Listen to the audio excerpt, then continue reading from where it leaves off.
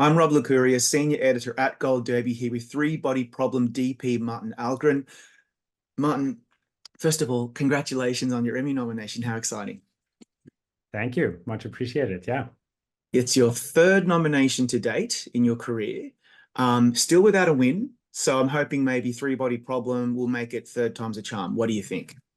We'll see. We'll see. My wife says that we'll see in September if I'm still Emmy nominated or Right. not. I mean, I'm sure you're thrilled to be invited to the party. And you know what? As I've said to a lot of your colleagues on the show, in this day and age, to be nominated for an Emmy is so difficult. There are so many amazing TV shows, and Three Body Problem was competing with lots of other big, high-profile shows. For you to make the cut is a huge achievement. So you should be extremely proud. Thank you. Yeah, no, I definitely feel that, and obviously, I mean, with everything that's come out in the last year, but certainly the competition in this category as well, I feel honored to be considered among these other shows. Absolutely. Now, I know what the likely answer to this question will be, but I want to hear it from you. Why did you choose to submit episode 5, Judgment Day? Well, it probably was the episode that, in a way, had the most scope in terms of what's happening in it, and it has a lot of ramifications for what's ultimately happening in the season, and a lot of big reveals. So I shot 3 episodes, and I'm quite fond of the other 2 episodes as well for various reasons. But there was something about Judgment Day that had both the culmination of Judgment Day as well as one part of it, and then the second part being this what we call the Sofan journey, which is this where basically the quote unquote aliens explain to the Earthlings how they are able to do the things that sort of have seemed like magic up until this point. So Yeah. how they got the stars to blink and those kind of things. So the way that that's explained, and me and my director Minky Spyro, we spent a lot of time just figuring out how to visually tell that story. So I think there's the combinations of those kind of things. If I may say, it was a no-brainer. All the episodes are great, and the 3 that you, Minky, and the rest of the team did were amazing. But this episode is the high point of the season because for 2 or 3 reasons. The first one is what you said. It's about the info dump in the VR game when Jin and Wade are being told by the incredible character played by Sia Shamuka about what the Santi are up to and why and why. And then of course the Judgment Day ocean liner being sliced like a Christmas ham in the Panama Canal. So let's go to that one first. Yeah. That was the most breathtaking thing I've seen on a TV show in the last season. I didn't know what was going to happen. I didn't even know what was happening when it started. And it was only by the end of it when I realized, okay, so that's what a nanofiber can do to a ship. So I'm wondering, you're starting off this episode. You know what's happening. You've read the script. You've seen the storyboards, the previews, whatever it may be. Where do you begin? How did you accomplish this amazing sequence that it comes off so seamlessly? Well, I mean, we spent a lot of time in prep to work on this, me and Minky. And what was interesting a little bit also, because we were doing 3 episodes in the middle of the season, but we started work before the first episode started shooting, so we had a lot of time to work out in prep how we wanted to do the big set pieces in our episodes, and Judgment Day being one of the big ones for sure.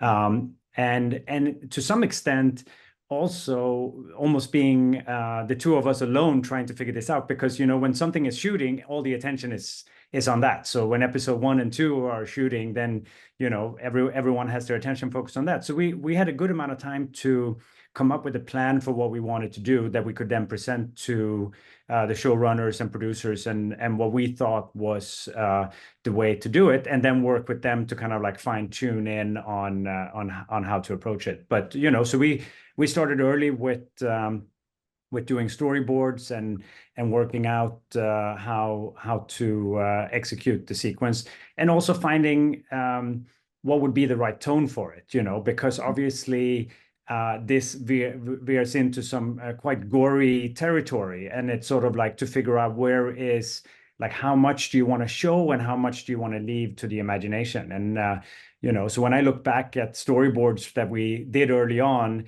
there's some pretty gruesome things there with people being sliced in pieces and things like that. Some of which we decided in the end to leave out and leave a little bit more to the imagination. We set it up in the beginning quite clearly, and then after that it's kind of like a rapid pace fire of going through it and not really delving into the gore of it as much. That's better. I mean, because there are kids on that boat. Probably no one wants to see Yes. little children being No, sliced open. no. But I was saying this to your editor, Michael Ruscio, that it was that first shot of the hose that where I'm like, what's going on? But then that image remained in my head as the thing moved through the ship. And that I just needed to remember the hose to know what the hell was going to happen later on. That's a really Yeah. intentional choice because sometimes what goes on in your mind is way more horrifying than what you can see on screen. And I love that you, Minky, Michael, and the whole team really lent into that. It's very spectacular, but a lot of it is unseen. Is that actually, Yeah. though, more difficult to do because you're relying on the audience being intelligent enough to go along for the ride with you? It certainly can be, and also I think it came down again a little bit tonally, like how we see this, and I think that one of the ways, because it kind of almost has this horror element to it that we wanted to stay away from a little bit, is also part of the reason why we wanted to make the sequence feel almost like matter of fact in a way. Like Yeah. we're not doing it with very moody lighting. It's all kind of like very in the middle of the day, well lit areas, and just in some way perhaps hoping that makes it even more horrific in a way, like almost like like how ordinary it is to a certain extent. So and a big aspect of that, and that was already with the slicing of the water hose, was figuring out the speed at which this was going to go.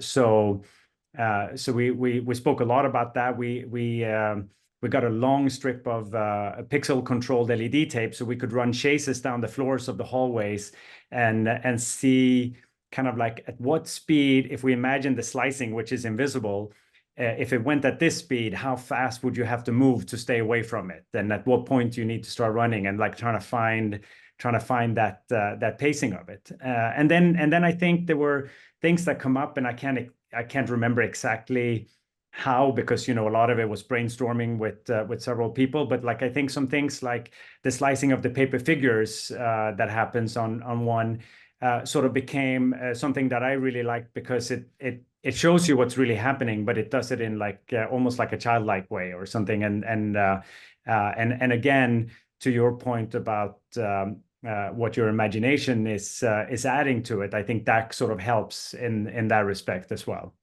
Definitely. Moving on to later in the episode, as we mentioned earlier, when Jin and Wade open a file on the data disk using the VR headsets and learn about the Sophons keeping an eye on Earth and their intention to cripple Earth's scientific advancement, all of that is fascinating. But the problem that could have been is that it's an information download for the audience. It's very CGI heavy. And so then what is the most challenging part for you, the DP, on a CGI heavy expository scene like that, which could just be plonk the camera there and let them talk? But of course, that's not how you did it. So talk us through that. So, I mean, again, this comes down to what was happening between, like in terms of how we were discussing things during prep on this and trying to figure it out. And in some ways, it's almost funny, because I felt like, especially with that sequence, I was, there as a cinematographer and working with my director on how to find the cinematography of the show. But as always, it's you're sort of you're a partnership in this together in terms of how to figure things out. And ironically, in a way, I can feel like a lot of my prep time on this had more to do with things that weren't directly related to the cinematography aspect. And some of the things, like, we would be working on the storyboards, and I would be laughing because I would be like, well, I'm not going to shoot any of this, but let's go on. Let's figure out what is the best way, because ultimately we are going to be shooting parts of it, but some of it, obviously, we're not going to be flying out into space and things like that. So but we did shoot a fair amount for it. Obviously, we shot the gaming environment where Jen and Wade are, but also one of the things that we found to be the way that we wanted to tell this with was through this really super wide angle view of the world that we sort of imagine being kind of like the view of this sofa. So I started experimenting with a GoPro Max, which is like a VR camera, basically. Putting that on a boom pole and sort of moving around with it, and then manipulating those images in the GoPro software, where you can kind of like fold the image over itself, and you can play with the fact that you have this full ball of information of the world around you, and then you can turn it on its end, or you can fold it into itself, and things like that. So we used that, and that became part of our sort of like visual video boards in a way, and we would do some sequences like that. Ultimately, when it came to the shoot, we used a bigger camera. We used an Instapro 2 camera that basically is maybe the size of a basketball, and it has 8 2K cameras on it. And what we found, there were a few different iterations of 360 cameras, and the advantage of this one was that in addition to each lens being fairly high resolution, they also would hold focus up to I think something like 1.5 or 2 feet away from the lens, which meant that in some places where we needed to do transitions, we could move this 360 camera right into someone's face, and it would hold resolution, and then we would replace it with another camera and maybe zoom into the eyeball or something like that. So Wow. so what we would do is, because it's also telling the story of what's happened earlier in the episodes, and it explains what has been going on. So we would, while the other episodes were being shot, we would hang in the wings, and at the last 15 minutes of the day, I would run in with the 360 camera on a boomstick, and we would do the scene again from the point of view of this camera, and that's kind of what's ended up being used in the film for that, with painting out me in the fringe edge of the image, and sort of like using that. And then in addition, the camera language of this camera then informed some of the visual effects that they did, where the Sophon is traveling through space and things like that. So it had the same language, even though that obviously is completely computer generated imagery. But giving that consistency of tone and structure, which really works. But I tell you what, we talked offline about how a lot of the characters have this internal dialogue and motivation that is difficult sometimes to portray and depict on a TV show like this.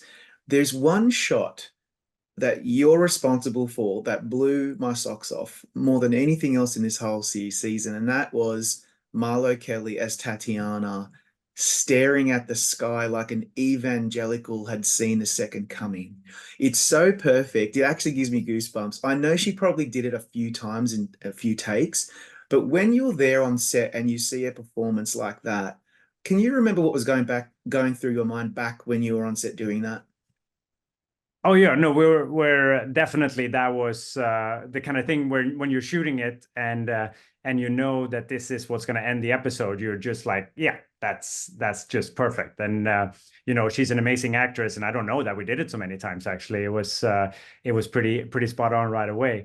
But I think also what's interesting, and why the writers did a good job with sort of ending that whole sequence with that, is I think that it points to the divisions within humanity that are also there. I think it's part of what makes this maybe interesting as a science fiction story, is that it's aliens invading Earth, and we've seen that a million times and whatever. But one of the things that makes it unusual is that it's going to take them 400 years to get to Earth, and that means that humanity has 400 years to figure out what the response is going to be. And the reality is, as I'm sure everyone can easily imagine, that humanity doesn't necessarily come together as one and gloriously unite against the common enemy. Instead, Earth fractures. Big countries might feel like they're better off alone, and then you have people that are even willing to collaborate with the enemy because they see another kind of advantage to that. So I think there's a lot of interesting things originating from the books, but potentially also going forward in the future seasons about this kind of like political landscape that's part of the whole world that's in this series as well. That's a nuance in the show that is sometimes overlooked, that it will, knowing what's to come and what we've seen so far in telegraphing it, it's such a condemnation of humanity sometimes when the chips are down. Sometimes humans don't come together, and we've seen that in the past. This show is so advanced. Sometimes it hurts my brain, and I just have to let it go and let it wash over me. Final question is this: what do you most value about the showrunners and creators of this series? Dan and Dave, obviously Game of Thrones background, Alexander Wu from True Blood. The three of them are so accomplished. Even Minky Spyro, great director. You had such a great team work behind you. What did you most value about that experience? I think that's exactly what it was. It was a great team that came together. There's also, there were four of us cinematographers as well. So it was all like a big collaboration in the sense that all the episodes were shooting at the same time, and we would come in and sometimes cover someone who is not able to finish a scene or things like that. So it's just a huge collaboration in that sense. And I think obviously. Dan, David, and Alex, they're phenomenal writers and idea people, and I think that to me, what was interesting, because I was a big fan of the books, is that they were able to take the concepts of that book, which I think are so wild and really interesting, incorporate them in a TV series format and make it compelling with the characters that are built around it. And I think that's what's going to make for compelling television. I think you can get some of the concepts watching the show.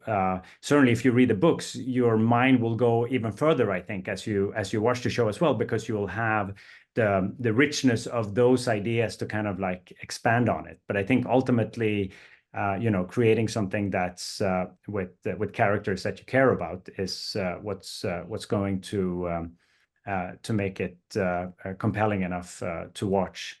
And Minky and I have worked together over the years many times, and it's always a pleasure to get together on a project with her and sort of just delve into it. And we laughed on this one a little bit because our sensibilities are similar in many ways when it comes to visuals, and we always like to push the envelope a little bit, look for really unusual framings and things like that. And one thing that was really interesting with especially Dan and David is that I think that they basically have kind of like almost like a knee-jerk reaction to anything that starts feeling like camera trickery.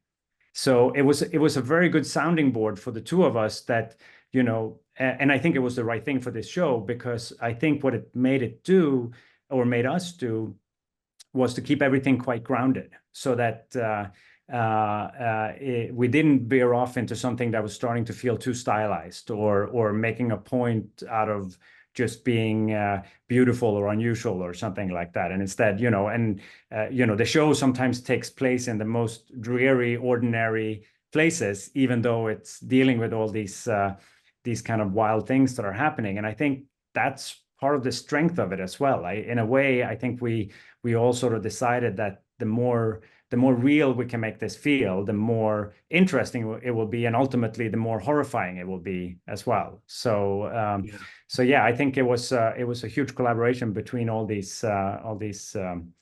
different creative forces on this that made it very interesting to be a part of. I can only imagine, mate. Congrats once again, and thank you, Martin, for your time today. No, thank you. My pleasure.